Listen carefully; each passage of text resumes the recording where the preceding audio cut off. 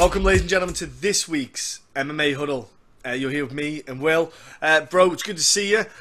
We are just getting news, because we are recording this before Cain Velasquez in the Ngannou card. So, because we don't know the results, and it's going to go out after the event, we just want to say, what a great fight. Well done. What a brilliant finish. What a great stoppage. And let's just make up. Gosh, I can't believe that Cain Velasquez won with a spinning heel kick. Oh, man, that's crazy, man. Yeah. And then, oh, jeez, and then Ngannou did the Pettis off the cage. Wow, that was crazy, man. That was amazing.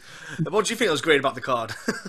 Yeah, I know it was just Cain Velasquez just smashed Francis Ngannou and won me lots of money. And no, I think that's what the next couple of hours that kicks off. So we're getting this done before that all kicks off. So I'm looking forward to speaking about it. This is a good card. We're going to be speaking about UFC Prague. Yeah, UFC Prague going to be huge. A couple of guys going. Adam and Chris are going over, a couple of our friends. So if anyone from the UK is going over to that card, look out for a short scouser and a tall, sweaty jock. You'll be grand. But look, just enjoy Prague if anyone's going. And this card is, it's a lot of people won't know of these names outside of Europe because there's a lot of them are kind of regional guys. Very low on the kind of UFC radar as well, who've not had a lot of fights, but there's some cracking fights, as we said before. So before we start off with this, as always, please hit that subscribe button. Just hit that button down below. It takes 1 moment at your time. Every subscribe makes a big difference. Feel free to comment down below, as you can see on previous videos, if you've ever tuned in and commented. We are awesome we find it awesome, to talk to you guys and see what you guys are thinking on fights and who you see winning, why you maybe disagree or agree on what we say, and also what your bets are. If you put any bets, accumulators, we see last week there was some accumulators thrown out there. We like to give our feedback on some, and we like to do what we can to build a community and build it tighter and stronger. So Will, let's kick into the UFC Prague card, and we're going to go down to the bottom. It's a Joel Alves stepping in kind of short note, well, not short notice, he had a little bit of time, but he's semi-short notice against Damir Ismagulov. Mate, kick this one off. Yeah, I was when I heard that Alvarez got signed, I wasn't really surprised. I thought he was going to get a shot in one of these European cards. I thought it would have been maybe a bit later on this year, but gets kind of the short notice call here against Ismagulov, who we all seen it down under on the Santos Tuivasa card, and he was just levels ahead of Alex Gorges. He said he was going to be dropping weight, another weight division, but got himself another fight up at 155 here. And when you look at, I watched Joel Alvarez actually last night. I was played a little bit of the PlayStation. I got bored of the PlayStation, and it was like an hour and a half before Bellator started. So I thought I'm going to watch some fights, and I watched Joel Alvarez, and honestly, I wasn't overly impressed with what I kind of seen from Joel Alvarez. I think, obviously, you look at his record, I think he's got 15 wins. The only loss was a spinning heel kick, which was pretty awesome. But his only wins are his main way to win is on the ground, and you can see that there's a lot of videos of him on there. His striking, I think, is pretty poor. I think he's kind of slow. He is tall for the division. I think he's like 6'2", so he's a big guy. And he's got his factor will be that he wants to get on the ground and try and throw up submissions and get the win through there. I just don't think Ismagulov's going to do that. I think he'll just kind of blanket him a little bit. I don't think he'll give him any opportunities to grab arms or body limbs or whatever it is. I just think when you look at both fighters, I think Ismagulov, when they've got very similar records, I think 17-2, 15-1, but Damir has definitely got the better record when you look at the people he's facing. So, and I know you don't win fights based on who you fought in the past and records and so on, but when you look at his skill set, he's just a very competent fighter, good striker. He showed in his last fight he's got a ground game that he can hold you down there and frustrate you. So I think he'll outbox Alvarez, and I think he'll just not get submitted. So I like Damir Ismagulov to win via decision, or a stoppage actually, maybe a TKO stoppage late in the fight. Yeah, man, when I looked at this fight card as well, looking at Joel Alves, looking at his fights, the kind of competition he had, that was one of the issues, was my questioning on the standard of guys that he's fighting. And Damir does not mess around when he goes against you. He's got wonderful combinations. He's just beautiful striking, aggressive. And my worry about with Joel is he always leaves his left hand down, his lead arm down. If you watch his striking, whenever he's using his hands, he just kind of every now and then floats it down and just lets it drop. I don't know what it is. I don't know if it's a habit that he has or just something he does for kind of timing to get rhythm going or something. But you can't really afford to be dropping your hand, especially against Damir, because he just throws some great combinations and you have to be on your toes the whole time. I think Damir's just ferocity and kind of just sheer talent is going to absolutely take the win here. And I do think it's going to be I do think it's going to be a stoppage win as well. I do see Damir getting a second round stoppage. I'm going to give Joel the benefit of the doubt, being a young gun, having a bit of zip in him, being able to survive for a bit. But honestly, I can just see Damir getting an absolute dominating second round finish here, or even third. But no, I can't see a good decision, bro. I just think Joel. One thing that I saw one of the bouts was when he had the triangle in. You want to get a triangle, the guy really poor posture, really poor escape. But when Joel got it in, it took him a while to finish the submission. It took him a long time because he was focusing on squeezing his knees, but what he didn't do was get the angle, and it was kind of worrying because I thought, a simple grab of the ankle to create the angle on that triangle would tighten that up a lot more, and either his corner weren't relaying it onto him or he just wasn't listening. A better guy, a better opponent would probably get out of that by then, or probably wouldn't have even let it get that far, to be honest with you. But I just think Damir's just all round a higher caliber of competitor. And yeah, lightweight, I think Damir could hold his own against the guys in the lower divisions. Going into featherweight, if he does get dropped down, he's going to be, he's going to be so much fun to watch. Oh gosh, I can't wait if he does. So I'm going to go second round TKO. Next up we have lightweight division. Rustam Khabilov against Carlos Diego Ferreira. And this is going to be an interesting fight because Carlos will want to keep it standing. Because Rustam is, as we saw, the Cajun Johnson fight was a really tricky one for him because Cajun Johnson's got good footwork, very evasive, and just always on the move constantly. And you're not going to get that with Carlos Ferreira. So I think Rustam's going to enjoy this one a little bit more in the fact that Rustam will just try to walk it down, close him down, shoot in, get the takedowns, and get him to the mat. Just get dominating top control. But I think Carlos himself, he's gonna have to use his striking to keep him off. And what I mean by that is offer uppercuts so that Rustam, if he goes to shoot under, he's got the threat of the uppercuts. Always finish, with your straights. As long as you finish with straight punches, you're always then keeping the person on the end. If you're finishing with hooks, that means you'll have to be closer to land a hook, and that means that person's closer to you, which opens up. So for Carlos here, he's got good hand, he's got good pop, he's got good sting in his hands. Rustam doesn't have, let's put it this way, he hasn't got the best head movement, as we both know. He's not exactly a first-class world boxer, but the thing is, he's tough as coffin nails. He'll walk you down, get you down. And I think this is what's going to happen. I think Rustam, is going to get the measure of him. I think for the first minute or two, Carlos is going to be circling around, popping off the jabs, working off that. But I think Rustam is just going to close it down eventually and get him on the mat. And when Rustam gets you down, he just wears fighters down. That's the problem you've got. He'll tire the guys out. He'll just outwork you. Come to the third round, Carlos's arms, lactic acid built up, not as much pop in his punches. Then Rustam can take advantage of the grappling, get those underhooks, get the grappling on the cage, get him down to the mat. And I just see a dominant performance for Rustam. It's just what he does. You just know what he's going to bring, but it's just not. It's being able to have the skill set to stop it. He's just so darn good at it. I don't think it's the ideal matchup for it to be stopped. And I'm going to go Rustam to unanimous decision, if I'm honest. Yeah. Apologies about the sound, by the way. They've got the missus flying about doing everything in the meantime. Oh, I thought you were peeing in a bowl. No, making as much noise as kind of humanly possible. So, but yeah, I'm like Khabilov.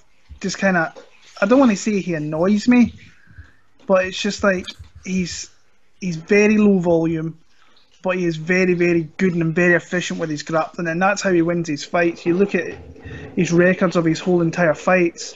It's all takedowns and just dominating on the ground, passing guard and so on. Thing is with this one here, he's maybe not faced a guy who is maybe as proficient on the ground as what Carlos Diego is, and that's something that I think it's just, I don't know. I'm struggling with this one because I want to pick Carlos Diego, but you're in Europe, and in Europe, Rustam Khabilov, it is very, very hard to fight. If the rounds are going to be close, he seems to get the rub of the green in a lot of kind of close rounds, is what I'm trying to say. And Carlos is definitely a dangerous guy to be facing, because I think he's got striking power. I think he's got submissions there as well. But I'm kind of like you a little bit. I think it's going to be a close fight, actually. I think that Carlos is going to give him a good fight, but I just think these rounds are going to be super close. And I think in the end that Rustam's going to be the one that gets the decision. But honestly, I would love Carlos Diego Ferreira to win the fight here, but I'm kind of struggling to see it a little bit. Yeah, it is. I think Rustam, like you said, because he gets the rub of the green on those rounds, that's why I can see a unanimous decision. I just think he can just eke out each round, and that's what he does. He does it so well. Like you said, I know what you mean, frustrated. It's so annoying. He does it so, it's bloody goddamn annoying. Yeah. But he's got him the wins. We can't win, yeah. He's got more UFC wins than we have. Next up, we have in the welterweight division, we have Michal Prazeres against Ismail, I'll pronounce that, sorry. Here we go. Nuridriev. I think it's not Nurdiev. Yeah. Chicken Kiev. Yeah. Islam Chicken Kiev. Will, go ahead. It's just hard seeing Prazeres kind of lose this fight here. Short call into the fight here, and against someone like Prazeres, who everybody tries to make up things like he's too small for this division, he's this and that, and he's always going to be small, he is. But if you can't make 155, in the next logical explanation is he has to be at 170, and the guy just wins fights. Doesn't matter what division it is, the guy just wins fights a lot as well. The guy's a winner, 26-2 record, 2-0 since going up to 170. Got that close. I don't want to say it was kind of close against Zach Cummins. I always thought he was in control, but Bartos, that was a scrap there that a lot of people were picking Fabinski in, because it was a kind of grappler v grappler. That's all Fabinski is really known for. But Prazeres hit him with a big shot, followed it up with a beautiful guillotine choke, and that's all she wrote. And the guy's like, when was the last time he actually lost a fight? Kevin Lee. So 2015, in his last loss that was close. Yeah, that was close as well. So, but as I'm saying, if you look at the wins that he's got, nothing really stands out, and this might be one of the weaker guys that he has faced. And saying that, Nurdiev, I don't think he's all that bad. 17-2, fighting out of Austria. Most of his wins by knockout. I think he's kind of coming from the karate background, if I remember what I was reading right. And his fights, sorry, he gets a lot of stoppages, and a lot of early stoppages as well. I watched his loss against De Jesus. He just got outworked there, completely taken down and outworked. And but when you see his wins over Alloway and Valentinov, spinning back kicks and so on, but he won't be able to do that against someone like Prazeres, because Prazeres, if he throws something wild like that, Prazeres is going to get a hold of him and just take him to the ground pretty much. So I think you'd have to be a bold man if you're going to pick against Michal Prazeres in this kind of spot. I'm not going to be that guy. I'm going to pick him to take him down and submit him. So Michal Prazeres, first or second round submission for me. Yeah, I'm with you as well. Well, I don't see anything other than a submission early on, because I think Ismail, he is the perfect kind of guy for Michal, because he's going to be only wanting to stand. He'll be throwing lots of strikes, and like you said, he throws, I don't want to say risky strikes, but he throws strikes that lead to an opportunity or potential for takedowns. And Prazeres, I'd be surprised if Prazeres even let him get the strikes off. I think Prazeres might, as we know, come forward, throw the big overhands, and go down for the leg. It's his go-to bread and butter, but it works because he throws so hard with that overhand. You have to respect it and have to block it. So I can see him just throwing a big overhand, closing the distance, get the kid down, and then just well, we'll see what he does. He's just so compact and small and strong. Just strangulates people. See like a head and arm choke or something coming on, gets mount, head and arm choke, happy days, fight's over. I don't like Ismail. I think he'll be fun to watch in the welterweight division. Him and Danny Roberts would be a fun fight. Yeah, so guys like that would be more suitable, but this kind of guy is not the guy for him at the moment to make his debut. He'll go lick his wounds and move on from it. I really can't see anything past a submission here for Prazares. Again with you, Will, first, second round. Probably might get some good odds on that as well, even though he often wins like that. So let's go on next to the lightweight division. Damir Hadzovic against Paulo Reyes in what could be a potential fight of the night. Potential fight of the night, folks. Damir Hadzovic, he came to my attention years ago on the Cage Warriors, and then Paulo Reyes had like that war fight of the year a couple of years back as well in the UFC. And so you know what you got. Damir he's a tough kid. Like he has got a tough chin, and if you look at the fights Damir's had, he had 2 hard fights. To be fair, the losses that he had, Alan Patrick, we know he's just a blanket, a horrible, annoying, frustrating blanket. Alan Patrick is, and then Tysonov, who is just a destroyer of worlds. Never mind people. If he wanted to be like the next Loki in Avengers, he could do that or something. He could battle Thor if he wanted to. He's an absolute savage. But yeah. So if you look at the losses he had, I don't take too much out of it because I think the kid's got a lot in there. He's got good talent. He's got good power. He's got good grapple. He has got good grappling. Alan Patrick's just a bit of a savage. He's got good striking. I'd like to see what his conditioning is going to be like. I'm free in this bout here. Get to the 3rd round. Reyes is game still in 3 rounds. He'll still be throwing leather. Reyes has shown that he's got a good chin, can take a punch, throw a punch.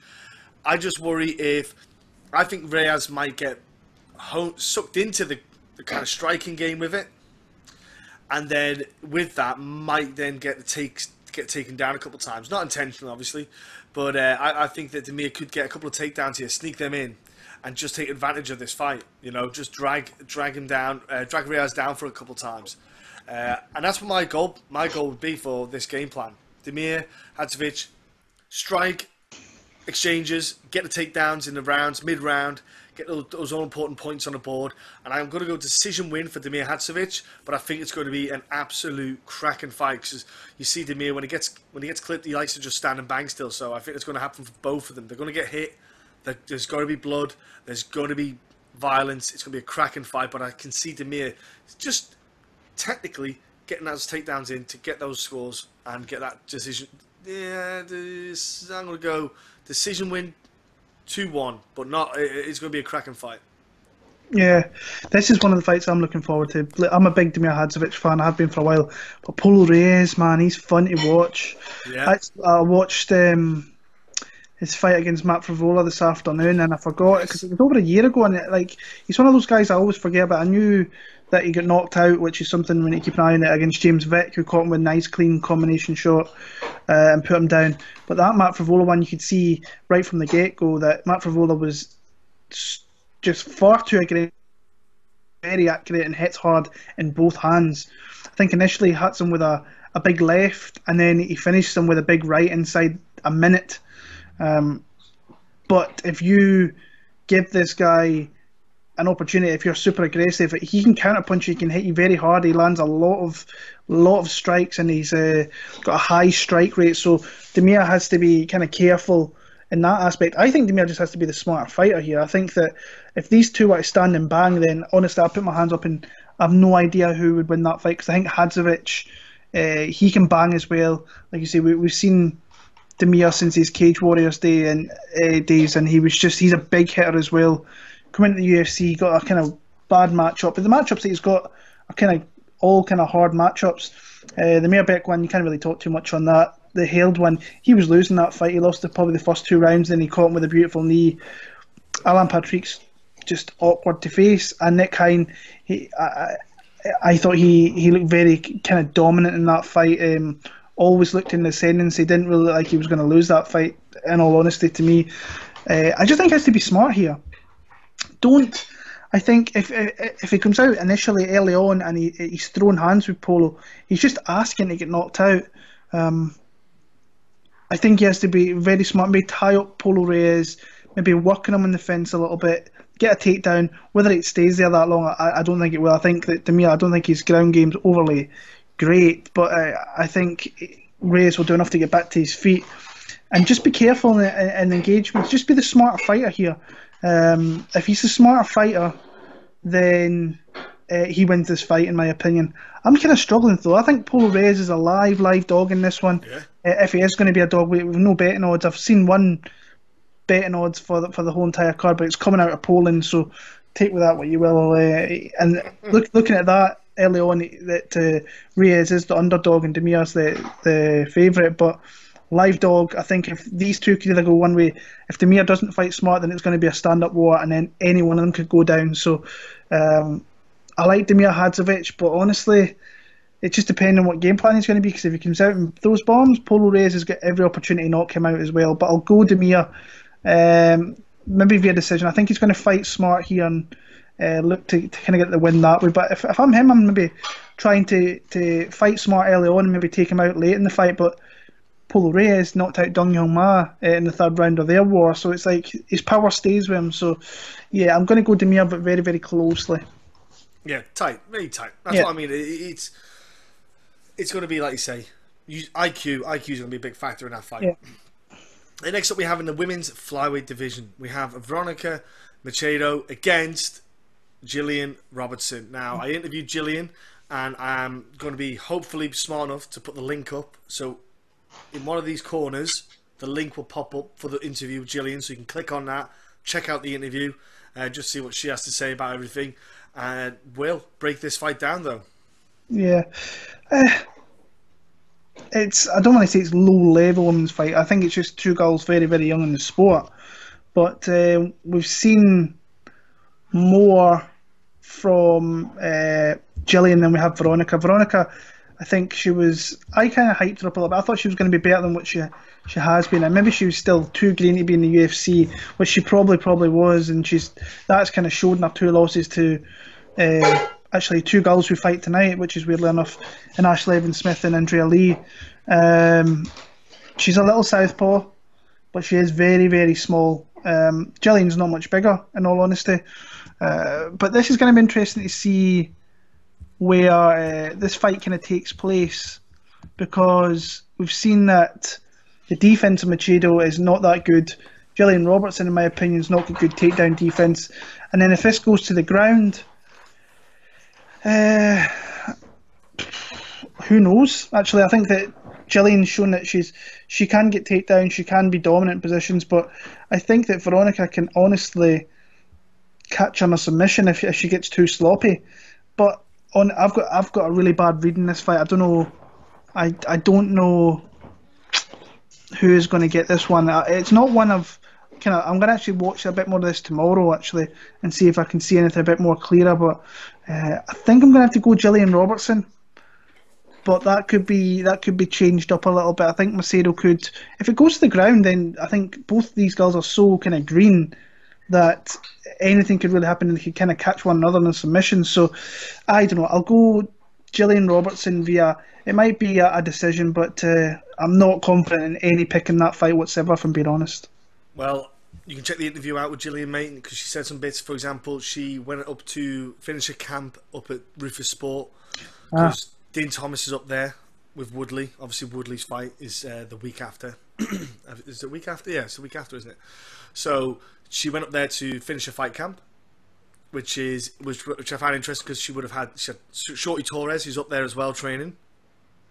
Sergio Pettis is obviously there, so she's got a handful of guys around her. She got to play a bit of training with and do some bits with. So she finished the camp off up there. The majority of it was done at ATT, and as we know, ATT is just a shark tank with women, with the women's division anyway. Gosh, like the 115s, 105s as well, 125s, 135s. It's just savages. So I think Gillian will have come on leaps and bounds over time. One thing about with Dean Thomas being a coach, he's done a lot of work with her, and I think that we spoke about her last fight, how she got caught, and it was just, like you say, she's green, and she was dominating the fight, and she just got caught just before the end of the round in an armbar that she shouldn't have got caught in. She was on top, she was landing ground and pound, she was just doing what she needed to. I think in this fight with Veronica, you have to keep away from her. Keep away from her. You have to not keep her at range, because if she's got distance, she can use kicks, she can use her strikes a bit better. Gillian is very patient now. She'll just wait for the opportunity and go in. I think I would like to see Gillian open up with the strikes more to get the takedowns. That's my only worry with her. Sometimes she goes in straight for a takedown from a bit too far away, and it's open for an opportunity for counter strikes, footwork. And Veronica, by all means, could do that. If anything, take away her lead, Gillian's lead leg when she comes in, when she charges in for that takedown. If you kick that lead leg, throws her off balance, you could always then circle away. On the ground, I do think Gillian's got the favoured. I would favour on the ground, because I noticed with her wrestling, it's definitely stronger than Veronica's, and I think this is where the fight might take place, where Gillian will just use the wrestling to get on top, stay in guard. I think Gillian's happy to get into guard and stay there and just land some ground and pound. Obviously, as you know yourself, Will, she's learning, she's growing, she's getting stronger. So her ground and pound is developing, her grappling is developing. But I think there's opportunities there for Gillian in this fight, especially because Veronica likes to throw the kicks. If you can time those, you got takedowns there. You got a lot of takedowns, and Gillian's very good at deceiving people to then coax them in for a takedown. So I'm going to go with Gillian here for a submission. I think she can get a rear naked choke here. I think she can get the back of Veronica at some point, especially with a scramble, or if he gets her to the cage and she just opens up the back opportunity. I'm going to go rear naked choke for Gillian Robertson. We'll go second round. Let's go crazy. Next up, I know Will is a big fan of one of these boys, and I'm a big fan of one of the guys as well. Daniel Teymur against Chris Fishgold. Scrap and a half. I was excited when the fight got announced. Okay, so Daniel Teymur is not the best to look in the UFC. To be fair, he's not the best look so far.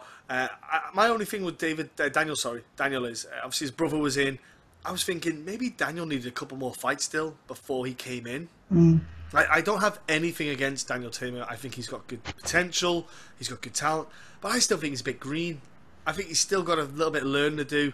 And obviously his brother being in the UFC helped. Obviously a short notice fight, and then his brother goes, "I've got this dude here. How about you take him?" And he came in. Obviously you were shouting on to Mr. Henry for that one when he came in and made his debut. But at the same time, I think that my only worry with Daniel Teymur is very aggressive, throws heavy, but the problem is it hits that gas tank. When you come to mid-second round, third round, you can see it. You can certainly see it on Teymur. The gas tank starts to ease off. It starts to drop down a lot. He starts to tire because he's missing. He's not hitting every strike. He's throwing everything at these, and he's gassing because he's missing. And missing is hard, people. Honestly, get a punch bag, punch a punch bag, and get it swinging and miss a punch, and then do that a few times, and you'll see how horrible it is to miss a punch. It's exhausting. And I think with Teymur, he's fighting Chris Fishgold, who, if you look at, obviously his last fight, came in, made his debut, he lost. But if you look in his Cage Warriors days, Chris Fishgold started to show his striking, in some of these fights, and showed crisp striking. He doesn't show that often, because Chris Fishgold doesn't need to. And once again, Chris Fishgold, I interviewed him. I forgot to put this at the start. But again, up in one of the corners, you'll see the link. Click it, and you can check out Mr. Fishgold and see what the crack is with him, what's he been up to. He recently got his black belt, so at Next Gen with Mr. Rimmer. 12 years of something like that, he's been working for that black belt. So he's, and he said he's going to stick to his bread and butter. He's going to get this guy down, choke him out, submit him, and that is the plan. Teymur's there to be taken down, and Teymur's there to be submitted, and that's what I see Fishgold doing. I think Fishgold's got a lot more experience, far more knowledgeable, and I think he can hang with Teymur on the feet, the striking for a bit, and then just get it down to the ground. And I think that's what will happen. I think Teymur, because he's so enthusiastic with the striking coming forward, he will open up the door for Fishgold to shoot in and get a takedown. Fishgold short, strong, looks good at 145, and I'm looking forward to seeing Fishgold in this and see what he can do in this fight. I think it's a far more a suitable fight for him to get the W in. And I think Fishgold, and I think it's going to be another submission. I think Fishgold can get a submission here. I don't know what kind of submission, but I think he can get Teymur down. Potentially another choke, maybe on Teymur, second, third round. I'm going to go third round, just wear Teymur out, but it could be even done even sooner than that. Because you've seen yourself, Will, that guillotine that Fishgold's got is gnarly. Yeah. Like, he's got a tight choke. So yeah, I'm going to go Fishgold, submission. Yeah, both guys I think have had tough fights in the UFC. I think especially Teymur, he's had like Danny Henry and Julio Arce, and they're tough fights. And then on Chris's side, I mean, he's getting Calvin Kattar, which is, that guy's hovering around outside the top 15 of the featherweight division. So tough fights to get introduced, but then you're at the kind of the top of the sport and you're fighting top guys. So should you really expect to be given kind of tomato cans here and kind of crush some cans? No, these guys, this is a really good matchup. I think that the experience, everything to me when I look at it, I think Fishy's just got that experience, and I think that his grappling is better than what Daniel Teymur says. I'm not saying that Daniel's grappling and his jiu-jitsu and stuff that bad. It's pretty decent, but I think that Fishy's is just better. I think if these two were to stand, I think maybe Daniel Teymur would maybe have a little bit more of a chance, I think, to maybe establish himself. I think that Fishy's going to be too strong for this kid. I think that he's going to be jumping at ankles like he does. I'd like to see more out of Fishgold by the simple fact that he show more of his striking, and let's see more of it against better guys, because we know his grappling's there. If you can take down, Calvin Kattar's not an easy guy to take down, and he got him down that fight. And he, like you say, you've interviewed him today or yesterday, whenever it may have been. He's going to go back to his bread and butter, so he's going to try and get this fight to the ground, and that's where Daniel Teymur, I think, he's shown he can gas a little bit. I think that Henry fight, that was in short notice, and Henry's a big dude, like he's 6 foot for that division, and he came out, fought very well in the first round, and then Danny started to take over in rounds 2 and 3, and got the UD there. I'd be I don't want to say I'd be surprised. I just have a good feeling for Chris in this fight. I do. I think that he realises this is a big opportunity here. I think that he's got a lot more experience. He's fought title fights, fought in big pressure environments, fighting main eventing at home in Liverpool. I feel more confident picking Fishy in this one, but who knows? Daniel Teymur might have showed that he's made some massive improvements, but I'm going to go Fishgold. I'm going to go submission in the second round. Nice, bro. Okay. We're going to go next to the, main event of the prelims. Carlo Pedersoli Jr. against Dwight Grant. This one for me is a bit of a tough one. Looking tape study, I'm still hit and miss with it at the moment. I don't know. Maybe you could say something that might help sway me a bit. But what do you got on this, Will? How do you see this fight going? When I look at both fighters, I see one guy clearly being better than the other, but I see Pedersoli being better, but I think he's got a chin that he can get at, and I think that Dwight Grant might have the hand speed and the combinations to actually get it. So it's kind of, for me, when I'm looking at it, it's whether Dwight Grant can find the knockout blow, because if he doesn't, I think he's just going to get outworked. Pedersoli, who's coming off, it was a vicious knockout, and it was a big jump up against Cowboy Oliveira in that one, and he got knocked out within the first minute, I want to say.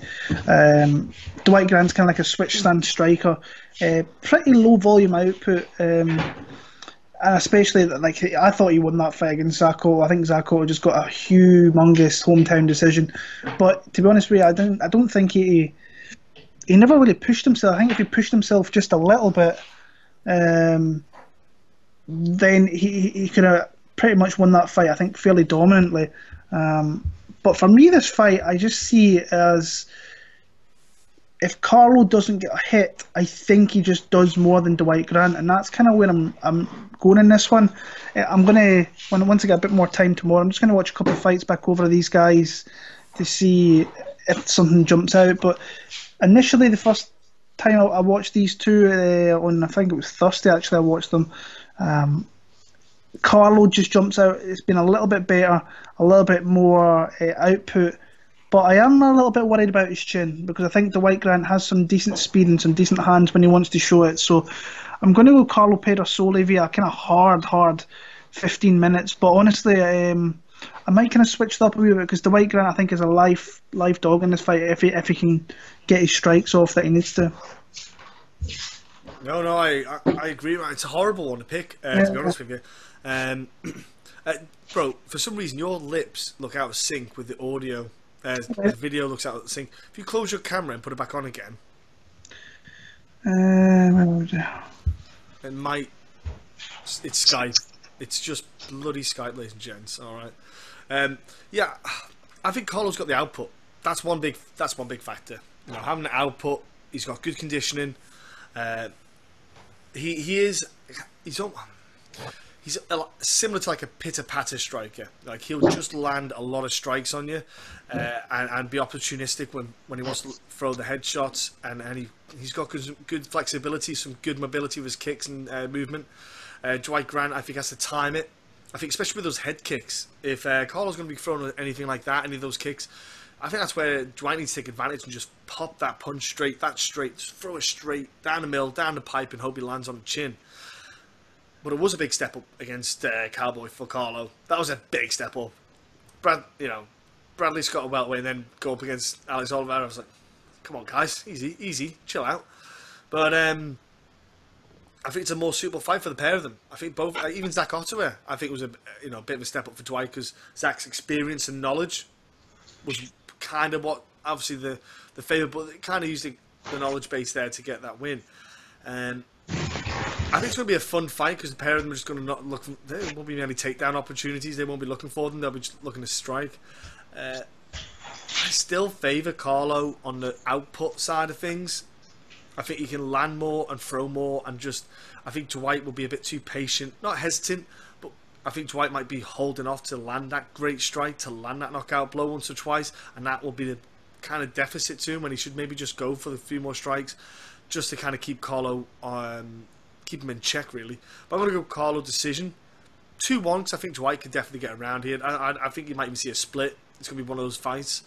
But yeah, I'll go Carlo Pedersoli because less travelling as well is a big factor. You know, it doesn't sound like much, but you know, when you're travelling from stateside or across the pond, you can have a bit of a difference with your weight cut, your timings and stuff like that. So we'll see how Dwight handles that. And next up, we've got in the main card kicking off is a man who maybe lost you a couple of quid, Will. Magomed Ankalaev against we'll say Klidson. Hey, get it? Klidson Abreu. Yeah, Klidson, get it? Abreu.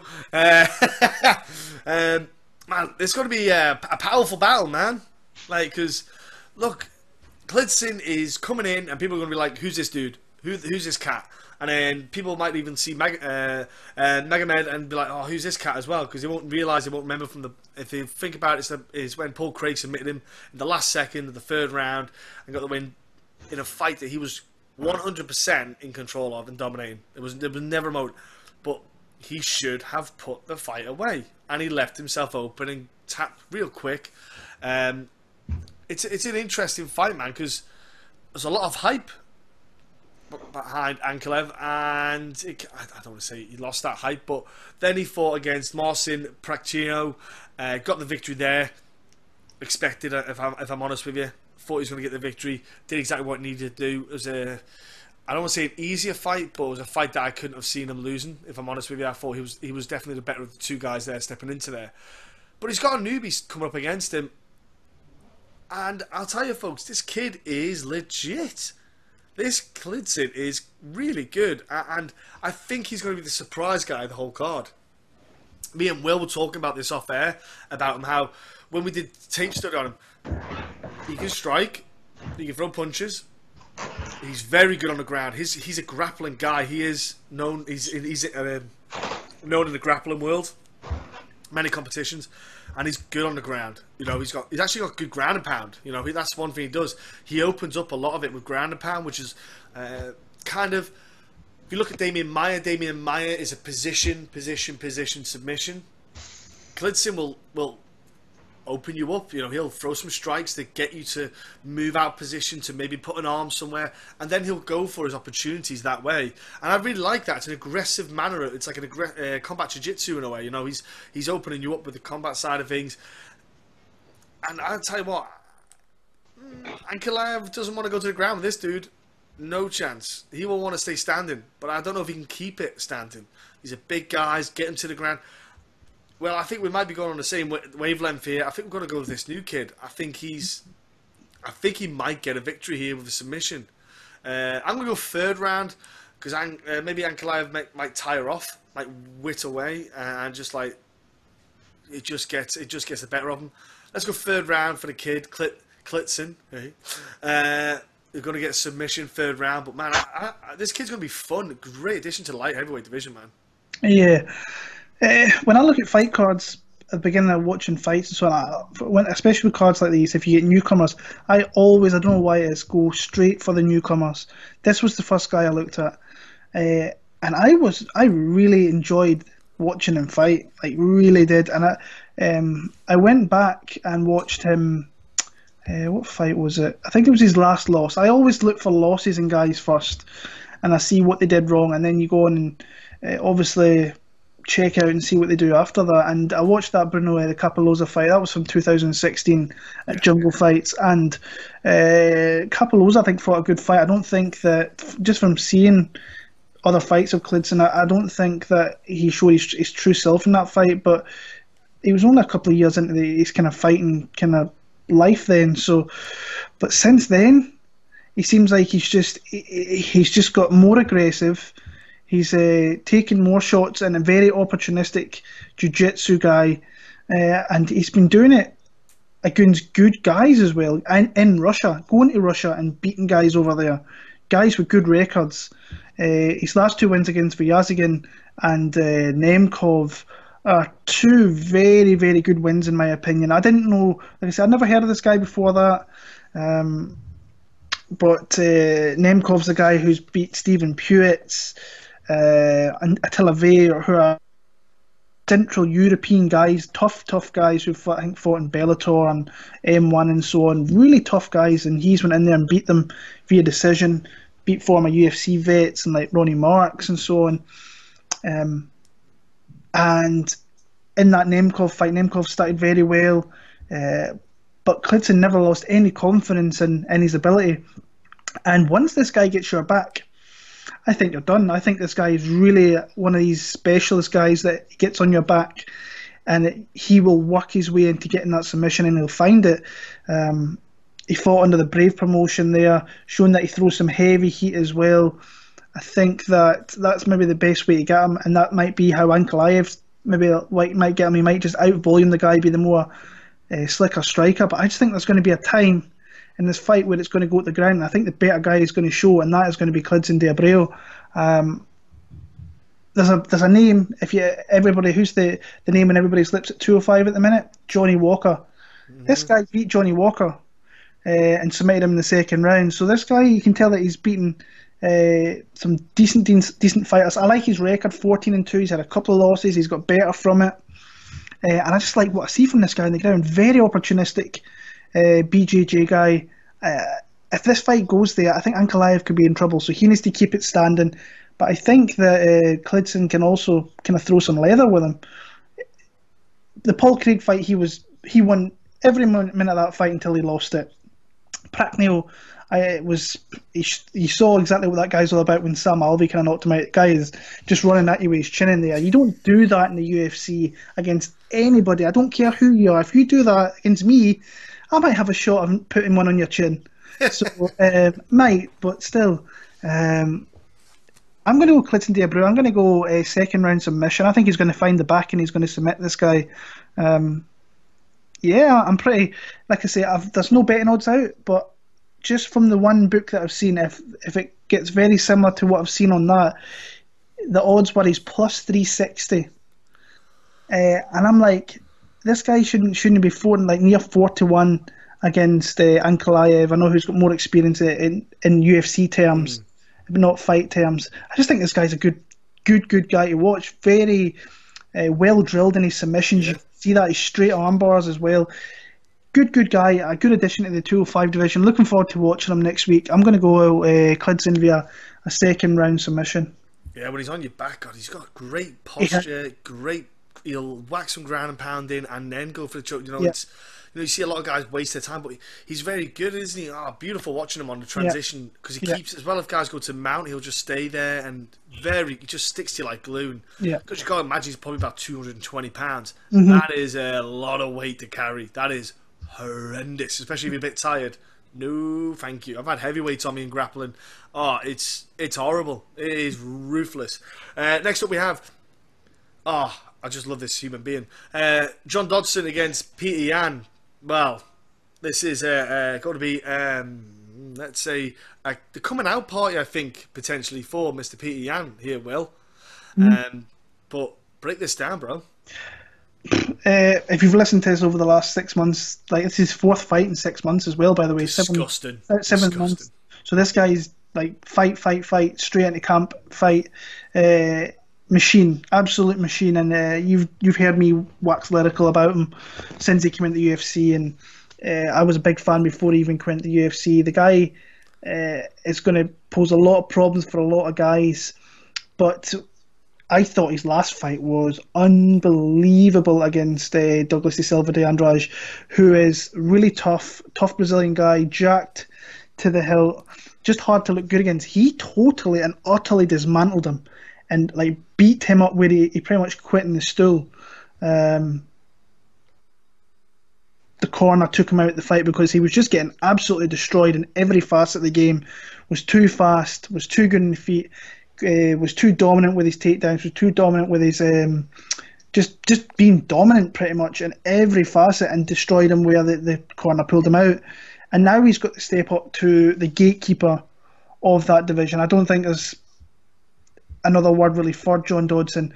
Really good fighter himself, but he's kind of tailed off, I want to say, in the last few years, where he's definitely the gatekeeper of that division, and he's trading wins and losses and really fighting guys who are wanting to make their mark in that kind of top 5, top 10 of the division, with Marlon Moraes, John Lineker, Pedro Munoz, Jimmy Rivera, all of them, all really, really good fighters.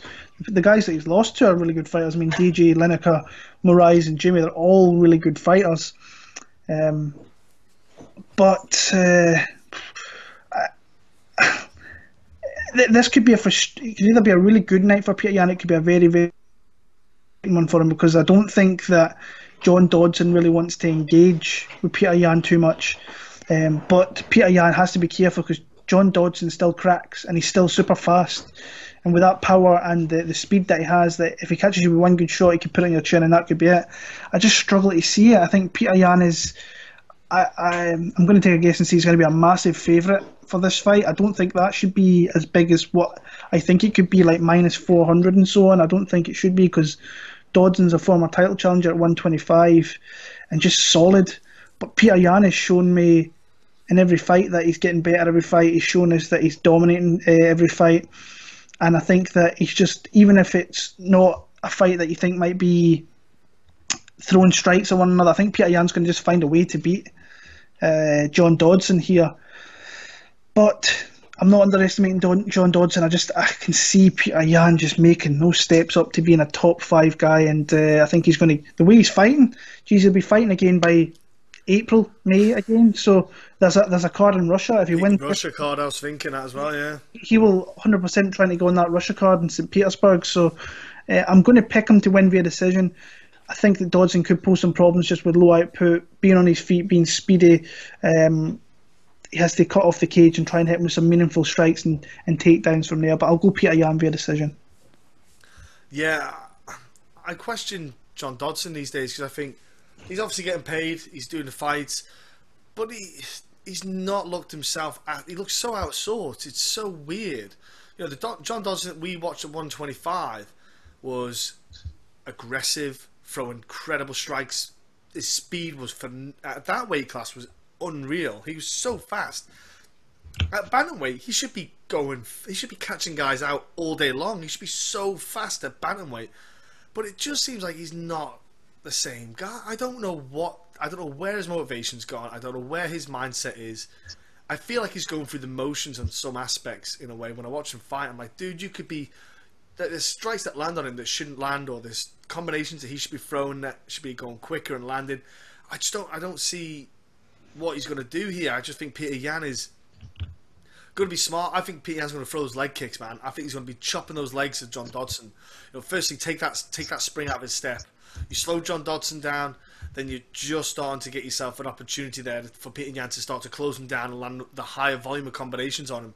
And I think that's what's going to happen. First round's going to be a feeling out process. Especially Petr Yan is going to start trying to get those leg kicks in, throw a couple of good powerful kicks to slow down John Dodson. And Dodson's got to throw something back heavy to really get respect to Yan. But I don't think Yan's going to give two fucks about what he does. I really don't. I just don't see it, folks, honestly. I think Petr Yan's just going to be like, is that it? Oh, son, I'm going to ruin your day.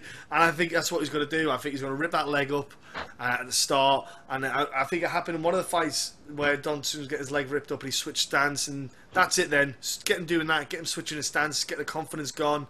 And I think it's not hard to get rid of John Dodson's confidence these days. And I think that's what Yan will do. He will take his will and determination and kind of spirit, and then he will just tear through him come second, third round. But John Dodson is tough. He is a tough dude. I think he'll take a 3-round thrashing. Honestly, he's going to absolutely get a spanking for 3 rounds, folks. I'm going Petr Yan. You're going to see some 30-26s popping up here, but I'm going to give John Dodson some respect on. Even though he's definitely in the latter stages of his career, I'm going to go. I think he can tough it out though. Still, I think he can take his lick still. Look at the Marlon Moraes fight; he took his hits there, man. You know what I mean? So, and Moraes just going through dudes, and he can take it. So I'm going to go with Yan, decision, but dominating decision. Next up, we have in the women's flyweight division, Liz Carmouche against Lucie Pudilova. So Lucie Pudilova was super amped to get on this, when Prague was announced, fighting on the card, etc. And I was like, cool, Lucie Pudilova makes sense, obviously, home place, all that stuff.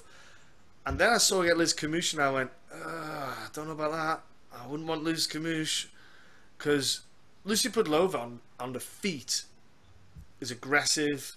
She's got a good output, but Liz Carmouche is just a bull, and she's going to absolutely ruin the party in Prague. She is going to be the party pooper. I think she's going to wrestle her and out-wrestle her all day long. Lucie Pudilova will not be able to handle how strong Liz Carmouche is. I think Liz is so powerful.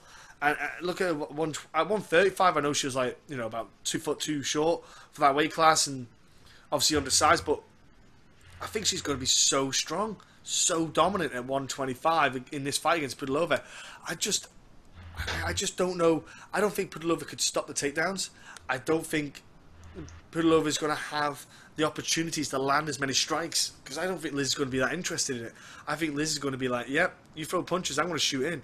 And I think it's going to be a constant fight for Pudilova to try and get something off, with Liz just getting, a wear and tear on this Lucie. So I'm going to go. It's really easy for me to wrap this one up. I'm going 3-rounder decision for Liz Carmouche. I just think she's got such powerful domination on the wrestling.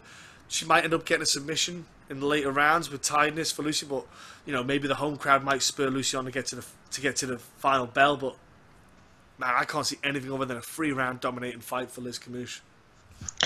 Yeah, I'll put it out here. I want to pick Lucie. I really do, but I think that Liz Carmouche is just too strong. Far too strong. She's going to grab a hold of him and she's going to start throwing this girl around. I don't see her being able to stop getting taken down, and that's kind of the main gist. I think the kind of fight that would be great for Lucie in this card is our last fight against Irene Aldana, where a lot of people actually had her winning. I bet Aldana in that, and I thought it was close. I couldn't really complain either way it went.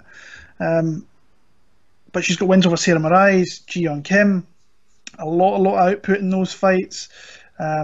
And that's what she's going to have to do here, but she's going to have to be fast, she's going to have to be crisp, and she's going to have to keep Liz off her. I don't see it. I really struggle. When you look at Liz Carmouche's wins, even in her losses in the UFC, she's getting a lot of takedowns. And I think she's getting takedowns against Alexis Davis, Caitlin Chukagian, who I definitely think are better than Lucie Pudilova and better probably better in the grappling aspect, the wrestling aspect than Lucie.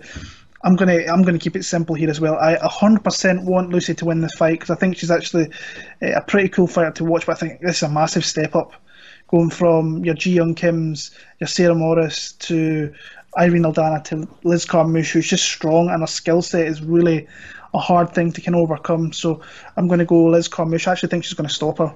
I think she's going to submit her in the second or third round. Yeah, I'm with you. I was hoping Liz would get Lucie would get a more suitable opponent. Tough fight.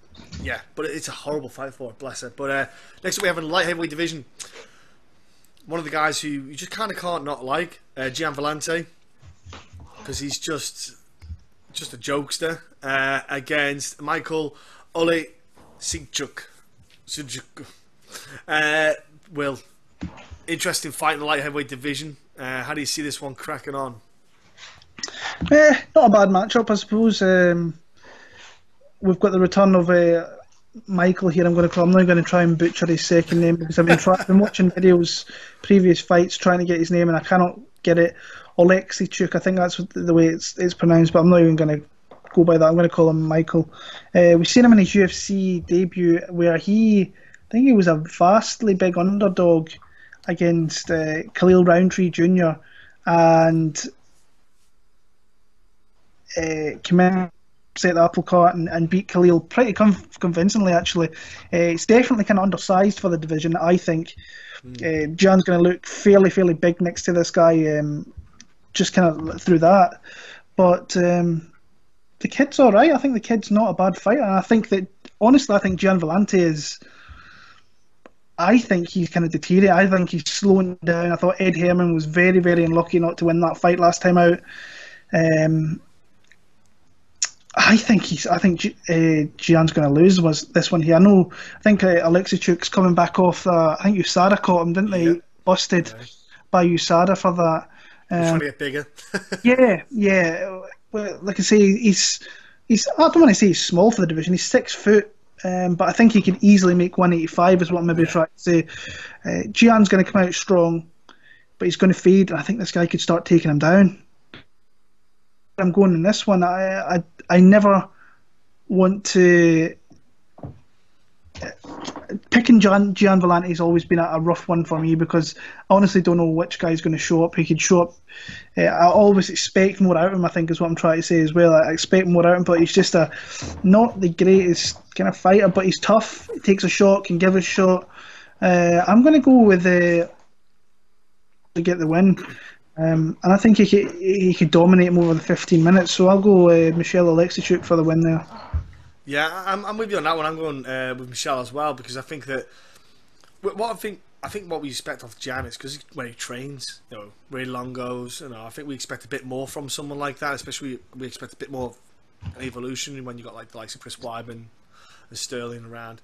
But I think that Michal has a higher output, man. He has a good output. Yeah, he throws a lot of strikes, mixes up the strikes as well. But he's good. He's very good at going for those single legs. Opportunistic with the leg. Throw leg kicks or anything like that, or give him opportunity. He's straight in for those single legs, trying to get people down. So it's really good because it keeps you on the back foot. Keeps Gian, on his toes, having to be aware the whole time. He can't just relax and stand and bang. He has to be aware of the takedowns. And one thing I found with Michal is, I know he's young, maybe because it's early in his days, but Khalil caught him with a beautiful right hook. I think it was like in the second round or so, and he just ate it and kept going. I was like, that'll do you well. Obviously not getting hit in the face, but the fact that you can take a hit, and Khalil cracked him, people. Cracked him, and that was a good. I think most guys would be a bit rocked, but he seemed to take it really well and keep going. I don't know if it's Superman juice that helped him, but man, I'm going Michal here because I think that Gian will fade, but after the first round, to be honest with you, I think the output and the volume the kid's going to be thrown at him, I think Gian's going to be punching thin air. He's going to be swinging and missing, just gassing pretty quick. And again, I think Gian would be not even a top fighter outside of the UFC. If you stuck him in Bellator or, Pro Fight League or, stuff like KSW, even anywhere else, I don't even think he'd be top dog there. I think he'd be like outside the top 5 in those promotions. So I think he's one of those guys where he's just a gatekeeper.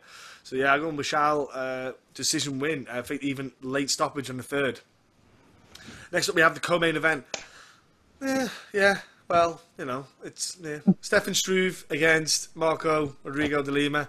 I'm going to be quite short with this one because I'm not overly fussed about it, to be honest with you. I think you'll see the start. I think you're going to see Marco de Lima is going to throw a lot of leg kicks.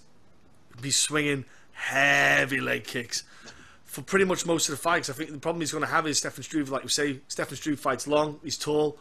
Struve is good at the start with his footwork and bouncing around, and he gasses, moving around that huge frame is just hard work and tiring. So he starts to plant his feet more. I think de Lima's going to hit those heavy leg kicks, swing with the overhand rights. Struve's got to lean back. Struve's open for getting hit. We know what Struve's like. But I think Struve can land shots here and catch de Lima. I'm not really asked who wins. That's the problem I've got here. And with the pick I'm going to do, I'm going to go Struve only because I think that he's so long. I think he could catch one or two. I think Marcos de Lima, the height difference is going to be a big factor, and I think he can catch de Lima with like the front kick to the face that he likes to throw, and obviously head kicks he can throw. And I think if I was Struve, I'd be throwing heavy head kicks and heavy kicks at him just to really keep him at range and keep him at distance and pop the 1-2s.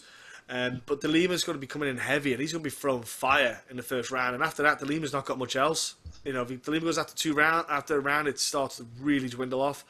But I'm going to go Struve. I think he can win with finish, but I'm going to decision. But I think it's going to be awful. I'm not even that fussed about this fight, man. I can't believe it's co-main event. I'd stick it down the prelims.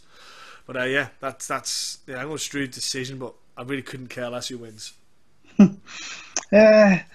Interesting one. I think the only reason it's a co-main event because Struve's from Europe and he's been around it. I mean, he's been around the UFC for the longest time. Too long. Yeah, I think he's. I mean, how many fights has that guy had in the UFC? Because his first fight was when 2000. He's 15. So this is going to be literally on fight week, the 21st of February. It's going to be his 10-year anniversary fighting in the UFC. So that's props to him for that. That's a long time to be in the best organisation and have a lot of fights in the organisation. But he's shown this guy he's taken a lot of damage. He's had health problems over the last few years. This is his. Usually when he fights kind of guys like this, let's say LeVar Johnsons or Daniel Amulanchuk or guys who are put in kind of similar ilk as Peugeot de Lima here, he usually wins fairly comfortably. Amulanchuk was he caught him with a submission, caught LeVar Johnson with a submission, and that could be his path to victory, I think, here, because I think de Lima will barrel forward. I think that he will maybe, if he can't hit him with a strike, look to take him down and kind of lie on him, gas him out and try and hit him with some shots. But you're always very, very, very dangerous going to the ground with Struve because his limbs are so long. He's got a 10-inch height advantage in this fight here, which is crazy, with like a 9 or 10-inch reach advantage alongside it. And somewhere else. Yeah, so it's a crazy fight. This is his last fight in his contract. And honestly, I think if the UFC keep him around, I'd be surprised, even if he wins this one here. I think it's best to let him go off. He'll go to Bellator, he can go to Rizin or whatever, fight over there. But I think I'm going to pick de Lima actually in this one. I'm kind of with you where I'm not overly invested in the fight. It's all about if he can fight smart, try and maintain his gas time because he gasses out his arse really, really badly. I cast him as a nice underdog against Visharek. I thought that was a little bit odd. But again, this is a step up against Stefan Struve. Might be the best guy that he's kind of ever faced outside OSP. I'm going to pick de Lima. I'm going to pick him it's either going to be a TKO or it's going to be a very super sloppy decision. But I'm going to go Marcos Peugeot de Lima to win the fight there. And probably the last we see of Stefan Struve in the UFC, in my opinion. To be fair, I'm with you, mate, because he's never going to win a title, man. No. Struve's been 10 years and he's not got a title fight. Do you know what I mean? It says what it needs to be. He is first class, top gatekeeper. That is what you are, mate, in the UFC. Fight, like you say, fight in Bellator or Pro Fight League or Rizin or KSW, even ACA, like that, just where you might have a chance to win the title or just to have fights, man. But, or to be fair, he's fought for that long, like you say, health problems. He might even decide himself saying, what's the point now? My health first and everything else after. He could be like a mini celeb. you know, in the reputation he's got back home, being in the UFC for so long. But the main event time, Jan Blachowicz, Thiago Santos. Hell of a fun scrap, Will. Great fight. Go on, Will, break it down, because I'm looking forward to this fight. Yeah, this is a really good fight. Like a really good fight, a good matchup. I'm just looking forward. I'm struggling. I'll be coming at the gate and say I'm struggling to pick this fight. Here we've seen. I've watched it, I think, 3 times in the last week, but the Thiago Santos Jimmy Manuwa fight, and like Thiago Santos just gives 0 fucks in that fight. He's coming out there, he's throwing like flying roundhouse kicks, you name it. The guy's just like going and trying to eradicate Jimmy Manuwa from existence. And eventually, after him eating a few shots in that one, he comes out, he manages to catch him with a massive uppercut and then follows up with a right hand, and that's the end of that. And he's been another fun addition since he went to 205. Great fight against Eric Anders, where he kind of beat up Eric Anders really bad.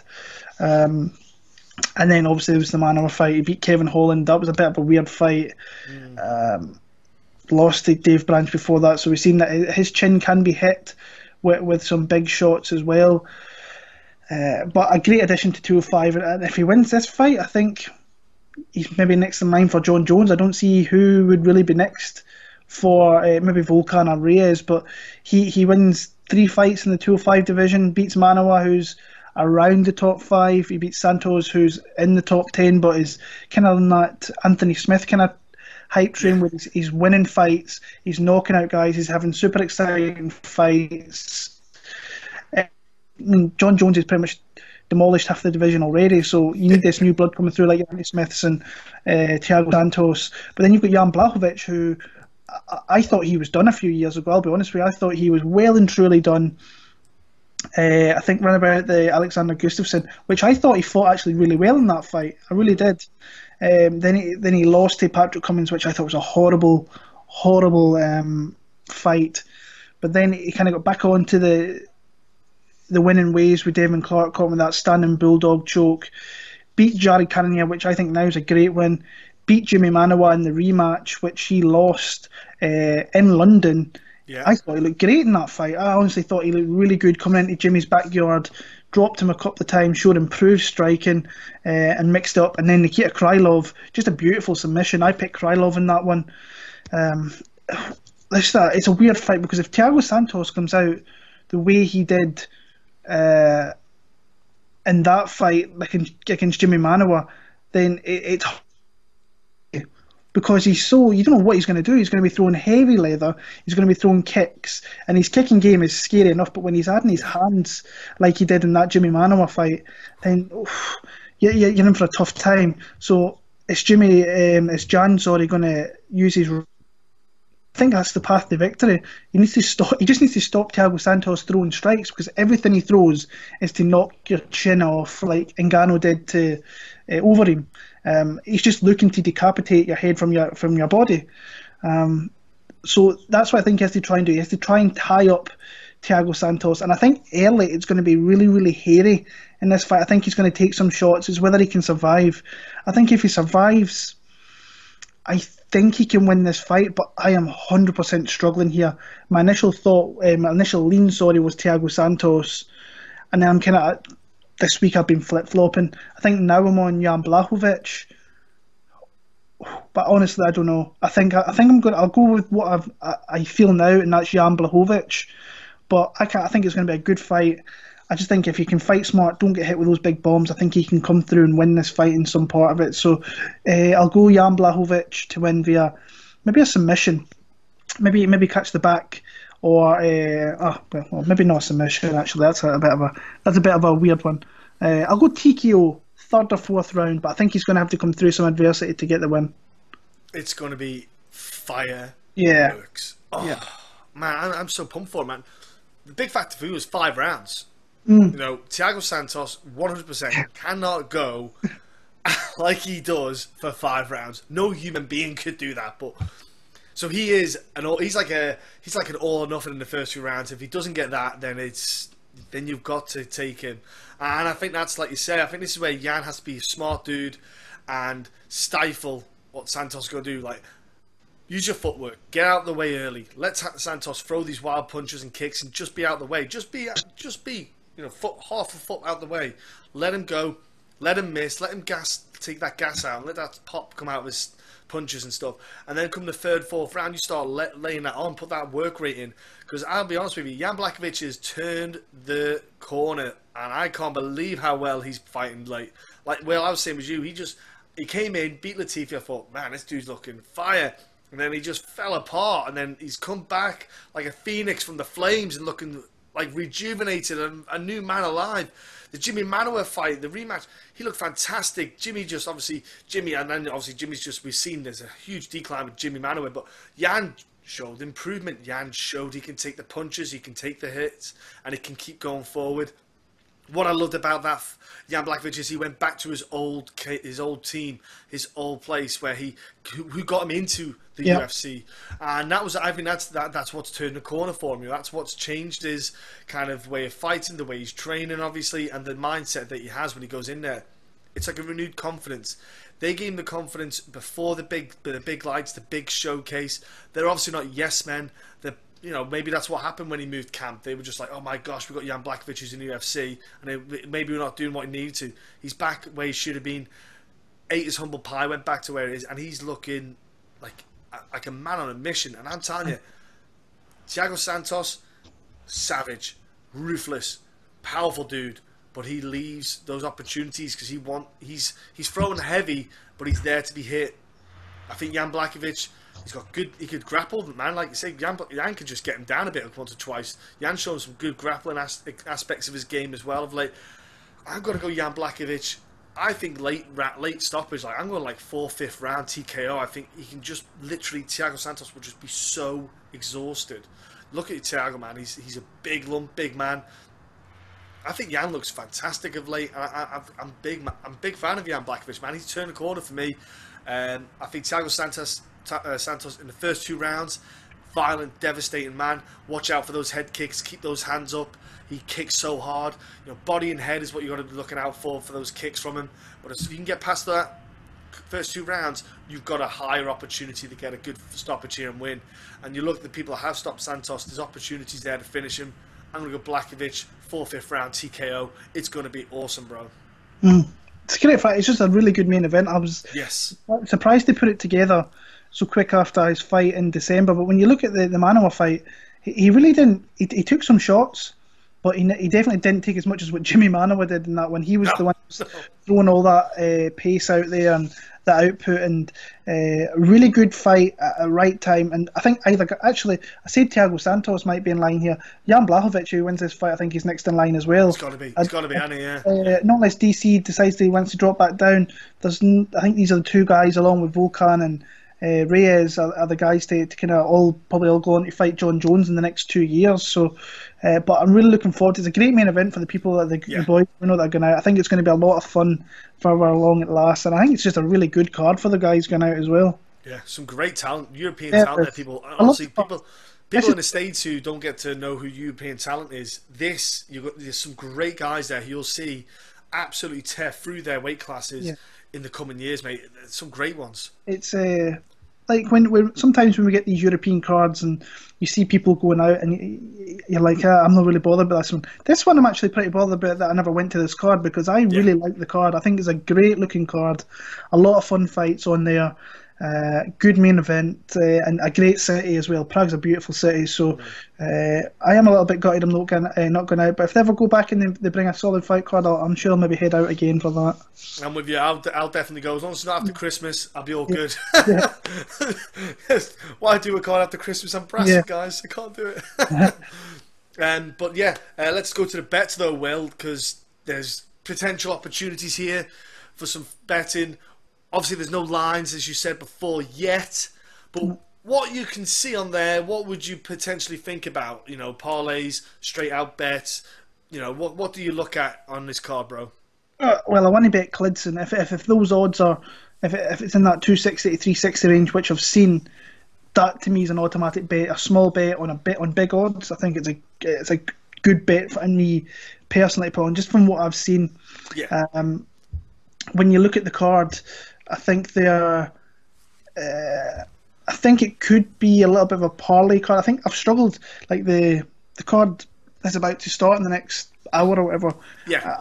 I've struggled to put parlay together. I have put one together. I literally made that before we started, and I put Andrea Lee and Chrome Gracie.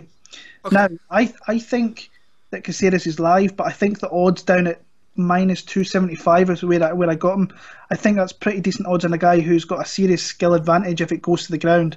It's whether he can get it to the ground, and all his fights seem to kind of go there. So I made that. Actually, I'll tell you my bets for this week. So the parlay of Andrea Lee and Kron.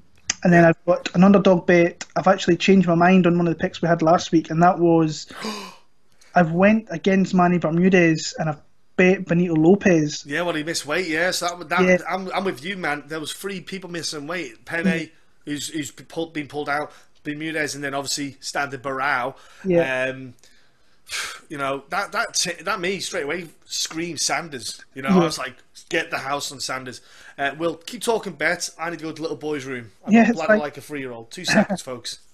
Like I say, the bets I've got Kron and Lee, Benito Lopez. I've bet James Vick. I think I said that last week. I've bet James Vick, and the 4th bet Abreu, who's come all the way down from minus, I think it's 175. I bet her this afternoon at minus 106, so nearly dog money. I've got a message actually there from a friend in America who's just saying that she's hit plus 100 over there. I don't think we're going to get that this late in the day over here, considering the fight's in the next 45 minutes. But Albu's a bet. I'm kind of going off instinct. It's kind of hard to go and bet her against Whitmire. Both girls are low level, but I like Albu. I just think she's strong. I think she's going to be hard to get to the ground. If Whitmire can't get to the ground, then she's tough on the feet. So bets this week in the next hour, which I'm kind of starting to sweat about. Lee, Kron, James Vick, Benito Lopez and Alexandra Albu are the bets I have this week.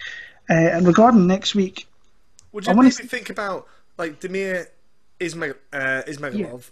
Yeah. Maybe put him with Petr Yan or something. Maybe that's what I was. That was obviously they'd be heavy favourites, but if you put them together, you maybe get plus money. From the odds I've seen is minus 200, which I think would be a bit of a steal. Yeah. Petr Yan, I think, was in the 300s, the minus 300s. But John Dodson might get some respect, and that line might come back down a little bit. It might go completely especially with the US, because the US will see Dodson and they'll know him better, and they might just. Yeah, perhaps. But like I say, it's hard to kind of make reads on the fight card when there's no betting lines, and especially it's kind of hard trusting a betting line coming out of Poland and Russia, which I've never seen before. So who knows where I'm going to go, but we've got that next week. There is spots that I like, but we just need to get betting odds for them pretty much. Right, fair enough then. Obviously, there's just tons out there. If you put any bets on yourselves, let us know. Put down below in the comment section. Let us know what you're going for. You know, we're happy to talk about bets, and if you want to ask us questions about potential bets, we'll keep tabs on it and come back with a response. I'll keep tabs as well, and we'll try and work together. And remember, bet responsibly. Don't bet more than you can. And if you ever want to talk about anything like that, like Will said before in the past, and we'll say it again, feel free to drop us a message, and we're here to support everyone because obviously we do it because we enjoy it, but it's not something to let take over your life. Yeah. Now, that is the podcast this week. Thank you so much for tuning in for UFC Prague. Enjoy the Cain Velasquez and Ngannou card, which is about to start, which would weird that we're going ahead of the game, but it's only because it's on a Sunday. But thank you all for listening. We'll be back next week. Do also subscribe. 235 next. John Jones is back. Disgusting fight card as well. That main card is disgusting. Yeah, it's a good card considering the pay-per-view we just had. This is where you want to be putting your money in and buying exactly. pay-per-view. Really good fights throughout the card as well. So yeah. I can't wait. That's one card I can't wait for the tape study on. It's going to be ridiculous after ridiculous. So till then, folks, thank you for tuning in. We'll speak to you all soon.